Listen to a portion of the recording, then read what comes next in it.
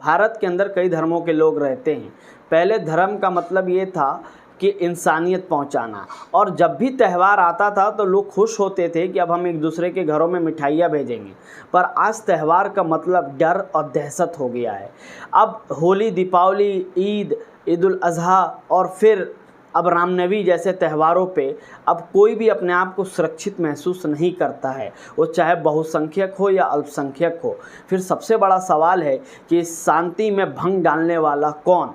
आखिर इस देश में होली के मौके पर एक धर्म विशेष के स्थलों पर चादर ओढ़ाकर उसको ढक दिया जाता है ताकि रंग पड़ने से बेरंग माहौल ना हो जाए।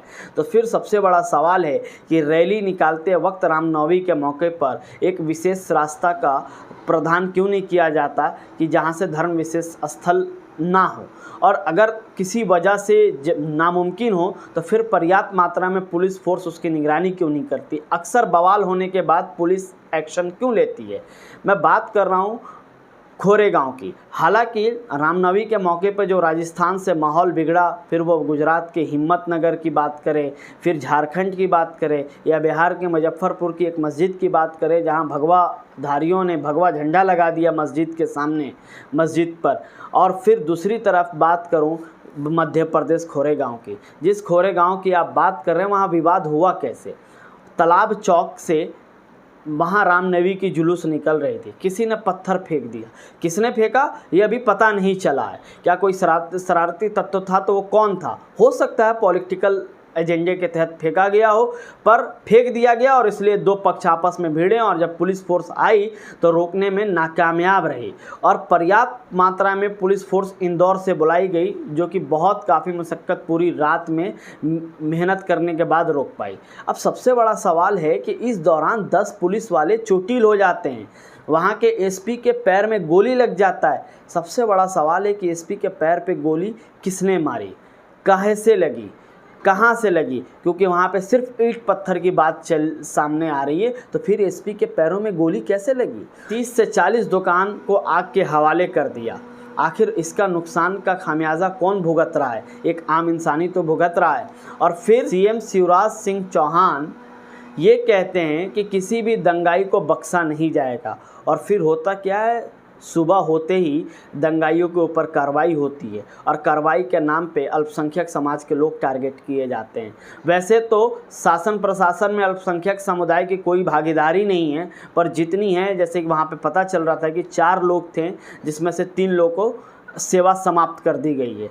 और सबसे बड़ा सवाल ये कि क्या उसके अंदर सिर्फ अल्पसंख्यक समुदाय के लोग शामिल थे? तो सिर्फ उनके ऊपर कार्रवाई क्यों? और दूसरी बड़ी बात कि कोरेगांव में क्या क्या हुआ, ये आपको ट्विटर पे हैशटैग खोरगांव अगर आप लिखेंगे तो बहुत सारी वीडियोस देखने को मिल जाएगी। मैं यूट्यूब गाइडलाइंस की वजह से आपको नहीं दिखा सकता। एरिया में 4 कांग्रेस एमएलए हैं। जहां ये घटना हुआ वहां का विधायक भी कांग्रेस का था, और उस पूरे डिस्ट्रिक्ट में एक बीजेपी का एमएलए और एक निर्दलीय है। तो सवाल ये बनता है कि जहां बीजेपी पे ये आरोप लगता है कि ये बहुसंख्यक को बढ़ावा देती है, तो अल्पसंख्यक की और सब लोगों की बात तो कांग्रेस करती है, ये इस बात का वो दावा भी करती है।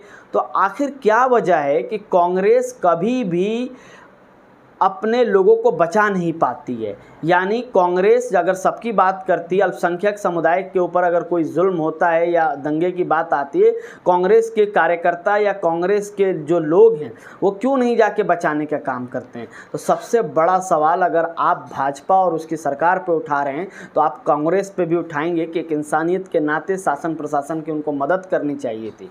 लेकिन हर कोई चाहता है कि बवाल हो ताकि अपना नंबर सेट किया जाए, और यही रीज़न है। और हर जांच का विषय एक गरीब तबके के ऊपर आके टूटता है, चाहे वो अल्पसंख्यक समुदाय का हो चाहे बहुसंख्यक समुदाय का हो।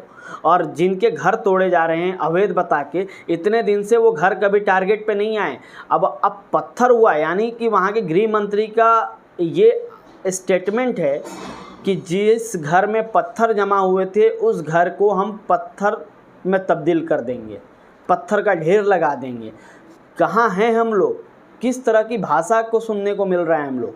पर इस देश की भाजपा के अलावा सारी पार्टी चुनाव के 5 महीने पहले निकल के अपना चुनाव प्रचार करने का काम करती है कि जो लोग थक गए होंगे इनसे वो हमें वोट कर दें। और दूसरी सबसे बड़ी बात कि जेएनयू देश का सबसे बड़ा टॉप इंस्टीट्यूशन में से एक है, वहाँ पे मामूली से बात से विवाद हो जाता है। और विवाद क्या था मैं आपको बता दूं, कावेरी हॉस्टल में एबीवीपी के लोगों का आरोप है कि रामनवमी के मौके पर पूजा करना ये लोग चाह रहे थे कि जो वहाँ कॉमरेड के लोगों ने नहीं करने दिया। कॉमरेड का लोगों का आरोप है कि वहाँ इफ्तार पार्टी का आयोजन था और रविवार के दिन वहाँ कावेरी हॉस्टल में नॉनवेज का इंतज़ाम होता है और ये लोग उसका विरोध कर रहे थे। तो अब सबसे बड़ा सवाल ये है कि अब जहां एक तरफ हॉस्टल के अंदर पूजा करने की बात आ रही थी, तो कर्नाटका में भी तो कुछ महिला नकाब पहन के अपनी पढ़ाई करने जाना चाह रही थी। फिर वहां भेदभाव क्यों, अगर यहाँ बात है। लेकिन यहाँ पे हुआ ये कि दोनों में बात इतनी बढ़ गई कि हाथापाई हुई और जिसकी वजह से एक दूसरे को चोट आई और कॉमरेड यानी आईएसएफ और सहित कई संगठनों ने एबीवीपी के खिलाफ शिकायत दर्ज की है दिल्ली पुलिस को, जो कि आपको मैं बता दूं आईपीसी 323, 341, 509, 506/34 के आधार पर कार्रवाई करने की बात की जा रही है। अभी जाँच चल रही है। तो इस देश के लोगों से मेरा एक सवाल है, क्या इस देश के अमन और सुकून के लिए हम लोग क्या कर रहे हैं, वो कमेंट में आप बताएं। मैं मुदस्सिर और आप देख रहे थे हिंदराज.com, खबर वही जो आपके लिए सही।